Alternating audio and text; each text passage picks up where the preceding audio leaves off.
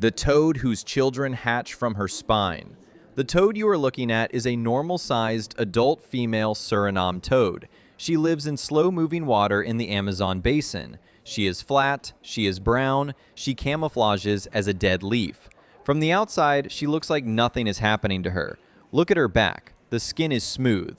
Almost. For the next 10 minutes, we are going to go through that skin, one layer at a time, until you see what is actually in there. Start at the outside. The animal in front of you is called Pipa Pipa. She is roughly 6 inches long. She is shaped like a flat triangular leaf because her entire survival strategy is do not be noticed. Predators in her habitat, snakes, fish, herons, river otters, kill her if they see her. Her body is built to not be seen. Her hands are unusual. Each finger ends in a small star-shaped sensory tip, a tiny organ that detects vibrations and chemicals in the water. She uses her hands like an antenna, sweeping them through the dark river bottom looking for prey. She has no tongue and no teeth. She does not chew, she does not lick. When her fingertips touch something that feels edible, she opens her mouth and her throat acts as a vacuum that pulls the food in whole. Most of the time, she is doing nothing. She lies on the bottom of a muddy pond, partially buried, completely still, for hours at a time. Worms, small fish, and insects come close. She inhales them. Then she stops moving again. This is what her surface looks like. This is the layer everyone sees. Now zoom in. Look at the skin on her back at high magnification. The surface is rough and granular, covered in tiny bumps that biologists call dermal papillae. They give her camouflage texture. They also do something else. About 6 weeks ago, something happened that changed her skin permanently. We need to back up to explain what. She was approached by a male. The males of her species do not croak. They do not have vocal cords. Instead, they make a fast clicking sound by snapping a bone in their throat, the hyoid bone, back and forth underwater. The male clicked until she allowed him to grip her from behind. Then the two of them did something almost no other amphibian does. They began a vertical somersault. Together, locked in a mating grip, they pushed off the bottom of the pond and rolled through the water in a slow circular arc, bellies down, then sideways, then bellies up. At the moment they were inverted, with her belly facing the surface and her back facing the bottom, she released between 60 and 100 eggs. The eggs landed on the male's belly because he was above her, upside down. They held the position for a second. Then the pair completed the rotation, flipping back to belly down. As they rolled, the eggs slid down the male's body and dropped onto her back. He pressed them into her skin.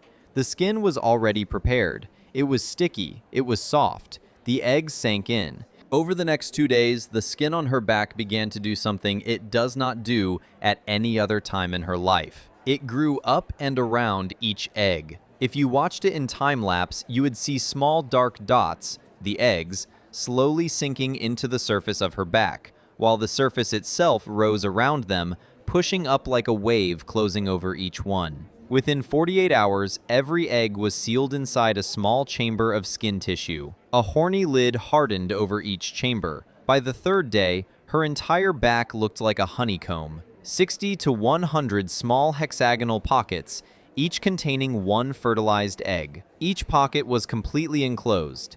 Each one had its own blood supply running through the skin around it. Each one was a private incubator. Now is the part that almost no animal on Earth does. She did not lay these eggs in a nest. She did not lay them in water. She did not lay them on a leaf. She turned her own skin into the nest. Her body is now a walking incubator, carrying 60 separate developing chambers, all of which she will physically carry around for the next 3 to 5 months. If you were a biologist looking at her, you would notice the honeycomb texture clearly. Each pocket is the size of a small lentil. Each one is sealed. She does not need to do anything special. She does not need to guard them. She does not need to feed them. The skin does the work. Now zoom into one chamber. Pick one pocket. Cut a cross-section through the skin. Look inside. In the first week, you would see a single fertilized egg suspended in fluid, with the blood vessels of the mother's skin pressed against the wall of the chamber, delivering oxygen and removing waste. The egg is developing into a tadpole.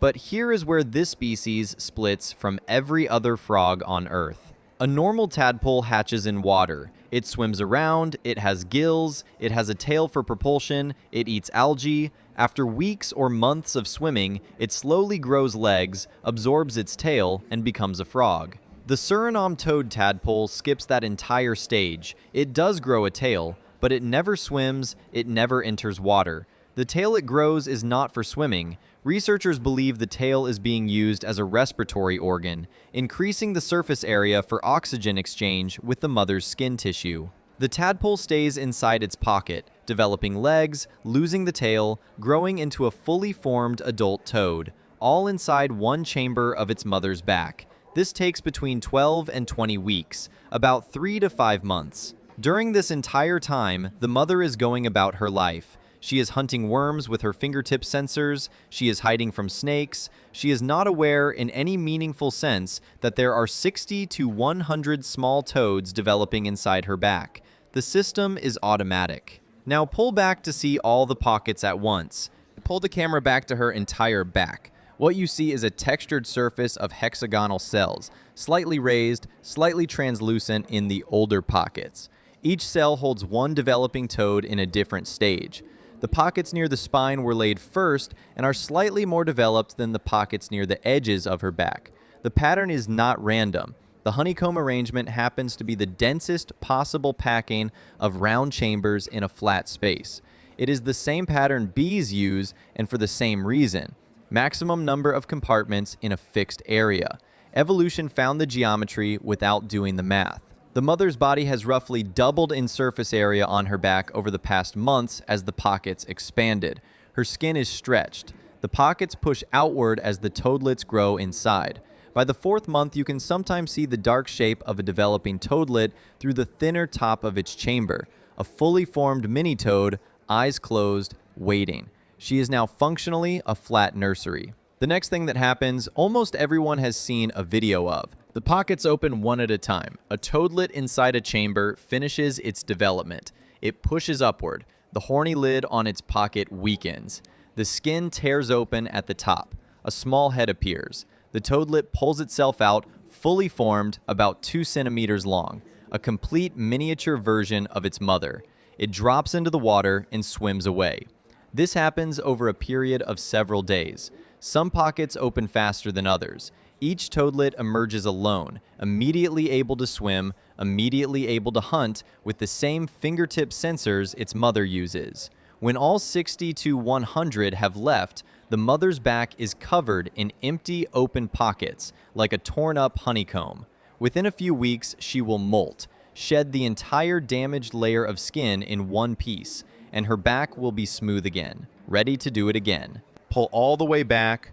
Look at the mother again, swimming away. She does not turn around. She does not look at the toadlets she just released. She has no idea how many there were. She has no instinct to track them. She has no name for them. She is exactly the same animal she was before they were ever placed on her back. Except now her skin is empty, and 100 small versions of her are drifting away in the murky water.